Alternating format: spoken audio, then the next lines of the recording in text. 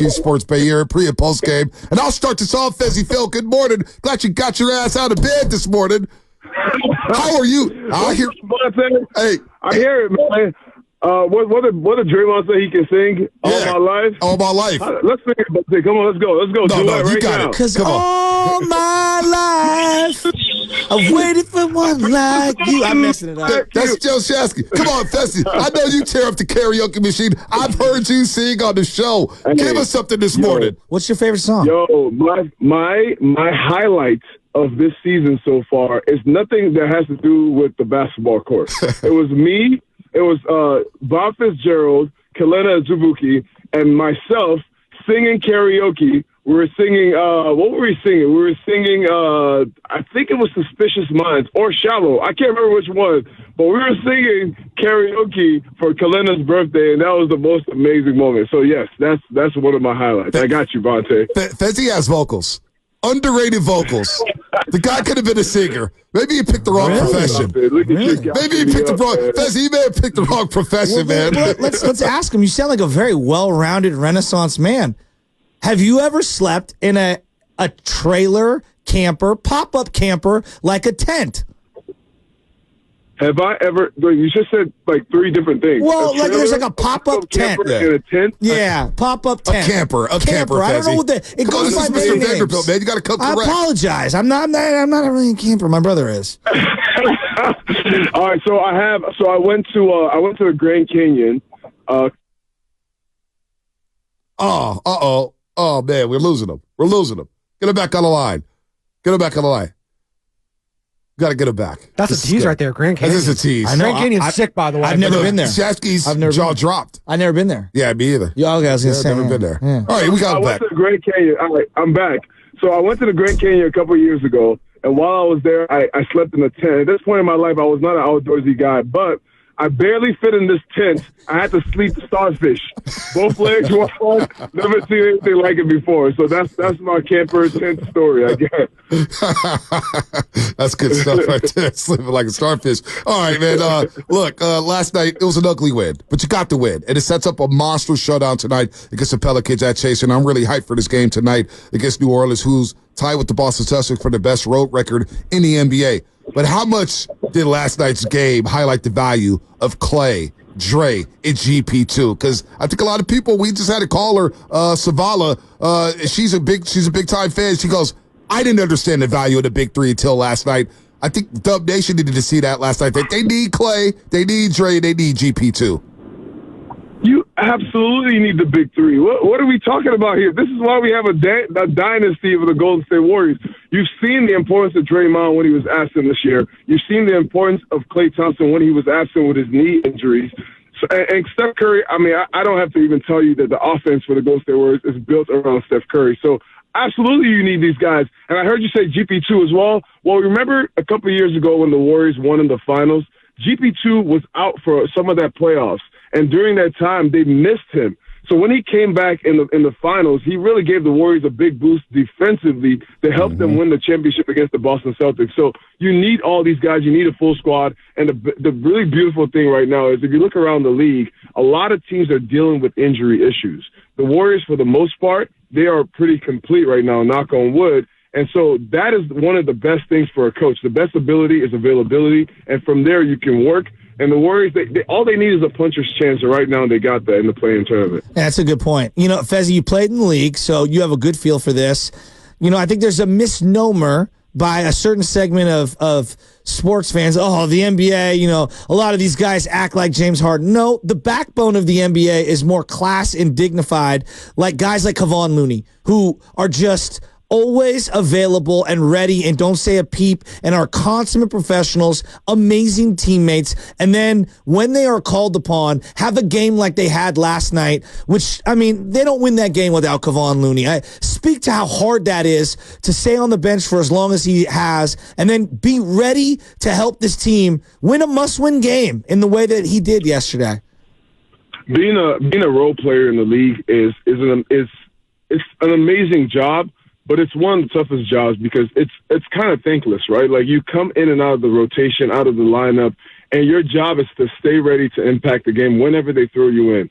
Kevon Looney, who was a starter last year, and we praised him all last season long for the way he's taking care of his body to be able to play all the games. I think he played, 2 seasons in a row, Bonta? Yep. 2 seasons straight in a row in the league. So one of 5 players to do that in the NBA. That was incredible last season. This season, we asked him to take on another role, which is come off the bench.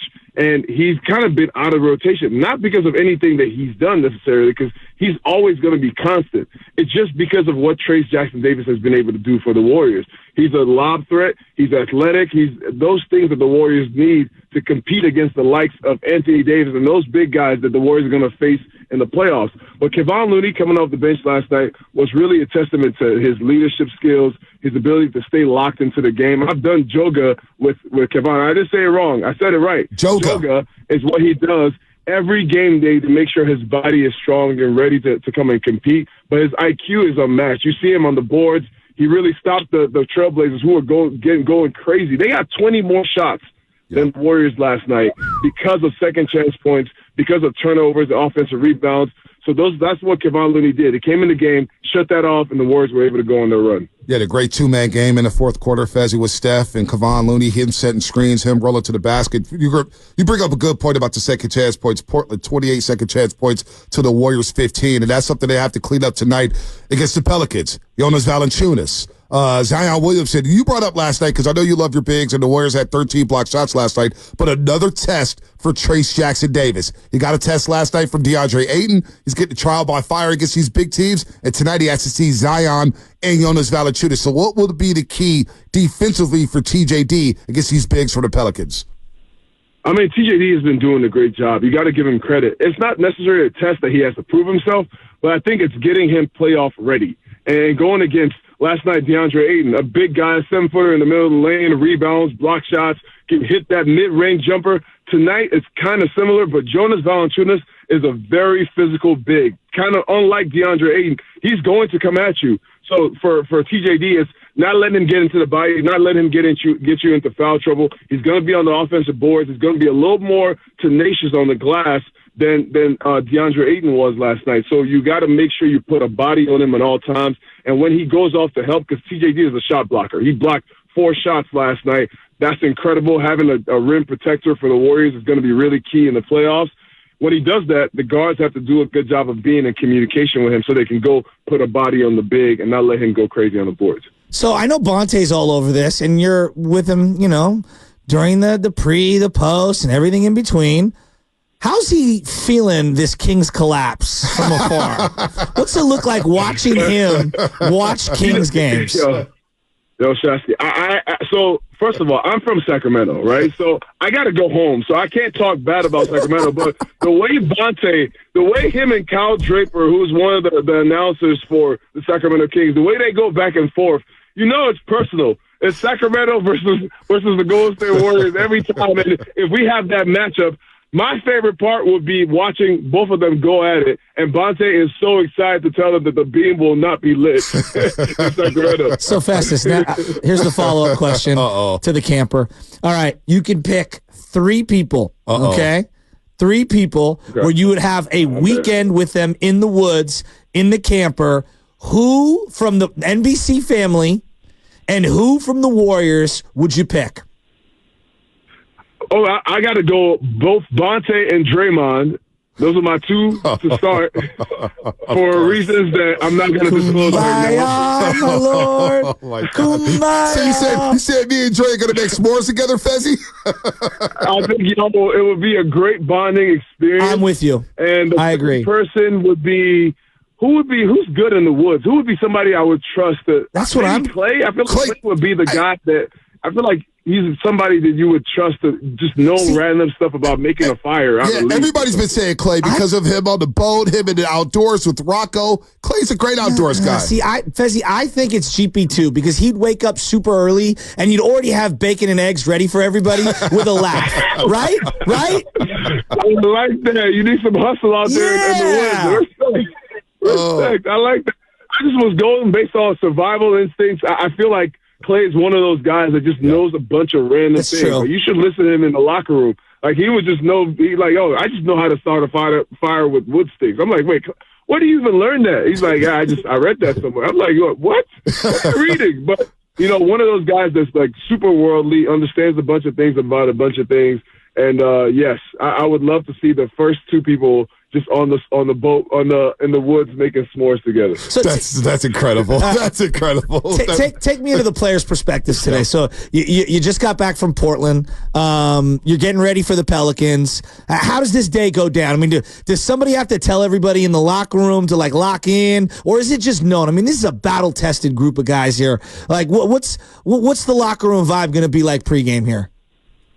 Here's what I love about the season so far is that you've seen a steady improvement of the Golden State Warriors. Mm-hmm. So it's a back-to-back for both teams. So there's not going to be any shoot-around. We're going to meet at the arena, and we get to go through our warm-up routines and everything. You don't need to tell anybody at this point in the season to lock in. Like, this is the play-in time. I think the young guys, this is their first time, right? Trace Jackson-Davis and Brandon Pajemski, this is their first playoff run that they're going through. So you got to have older veteran guys keeping them accountable. But from watching them play, they have not needed any words of encouragement of anybody to tell them to come out there and play hard. They have really come in and put their imprint on the game. So the Warriors right now are getting better. That game against Portland last night, you could call it a throwaway game, but Portland does not just lose by a lot of points to a lot of people, right? Even the Pelicans, they only beat them by 10 points. So you got to understand that these games were games that the Warriors were losing earlier in the season because they were kind of letting their guard down, playing down to the level of competition. Yesterday, shots weren't falling. Clay and Draymond were not playing, but they were still able to get production from other guys to get the win. I love the fact that JK is coming back in the game. There's a lot of things that you can see in the game that's just getting better for the Warriors. Tonight, you're going to have Clay and Draymond back, hopefully, and they can start building towards this being a well-rounded team for the playoffs. Fez, you brought up JK, and I love when you say Eric Congo. You had a long one yesterday, flying above the rim. Eric Congo! But you brought him up here because this is really his first real playoff run because he didn't play a lot last season in the postseason, and as a rookie, he got a lot of DMPs. He's got an important role this season. And look, last night I don't think he played his best, but you look at the raw data, 7 of 11, 19 points, 6 rebounds. He's that talented. So what would you tell Kuminga as he goes through this role adjustment from starting 29 straight games to coming off the bench? How do you keep a young guy like that engaged in his third year to tell him, hey, you're still important to us. Whether or not you're starting, you're still going to see 25 to 30 minutes a night. And for you to say that JK didn't have a good game and he still had 19 points, that is crazy. Scary. Because you see him making adjustments in the middle of the game. One of the reasons last year you felt like he was not playing, and you hear Steve Kerr say that he wasn't thinking the game. Now he's doing that. So it's just the way that he continues to get better in the basketball game, in the middle of the season, in the middle of the game, making adjustments. That for me is incredible. And last night was one of the ways you see him driving to the cup, getting wide open layups at the rim. Matter of fact, not wide open layups. He was shooting layups over 7-footers, 3 guys at a time. He's an athletic specimen. And when I yell Eric Congo, it's just because I'm just so excited whenever he takes off in the middle of the rim. Yeah. If I was a big man and I had to guard JK in the middle, there's no way. What are you going to do, jump and get dunked on every time? That's what you see when you have Jonathan Kuminga coming down the lane. But his aggressiveness is going to be really key. And his ability to make plays, especially in the playoffs. In the playoffs, the game slows down a little bit. So him being able to get out in the fast break is going to be key when you get stops and get out there because he's so fast. That's going to be one. But if he can get by his man and know that the help is coming and be able to see the next man to make a play to that guy and really hit Steph on the weak side, those plays are going to be really crucial in a playoff type atmosphere because then you can't just have these wide open shots all the time. Defense is going to be much better. It's going to be the best teams in the playoffs. So these are the time where you need your best athletes to come out and shine, and JK is definitely that for the Warriors. Got to be hyped up for tonight, Fezzy. Festus always has me hyped up. Festus. How often does this guy throw me under the bus and make fun of me behind the scenes? I mean, all the time. It's ridiculous, all right? the time. It's ridiculous. All the time. I mean, I feel like everything he says is true, Shesky. Oh, damn!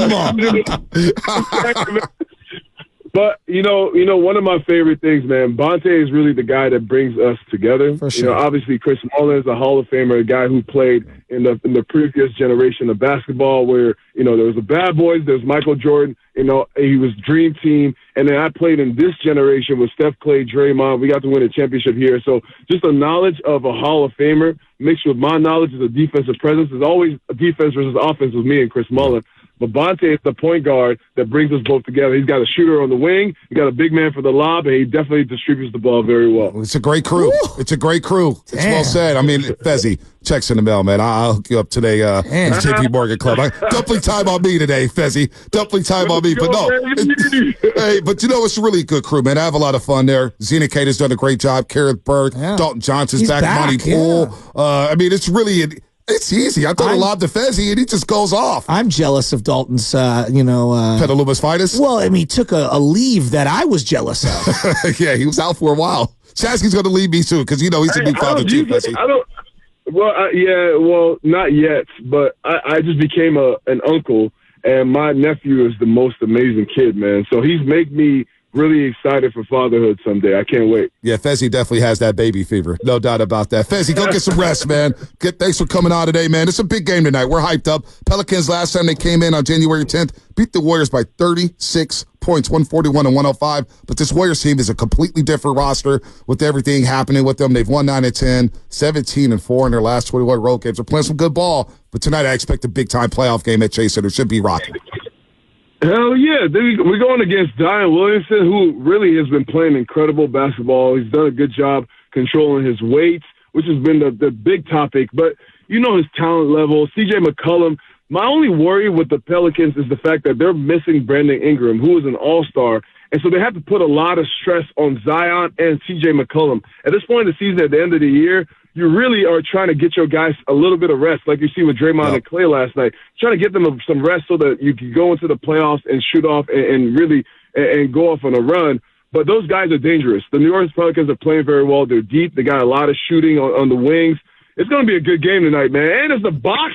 Come on, Bonta. The box. The preview for the box. The box. We don't even look at the top of the standings no more. Mully's locked into the box. Fezzy's locked into the box. Even Shatsky, Fezzy, is talking about the box. He's loving the box right now. We all love the box. By the way, I know you're from Sac and all your fans in Sacramento. I want you to listen to this, Fezzy. And we got a question for you on the other side before we let you go. Kevin Harlan last night on TNT. Check this out.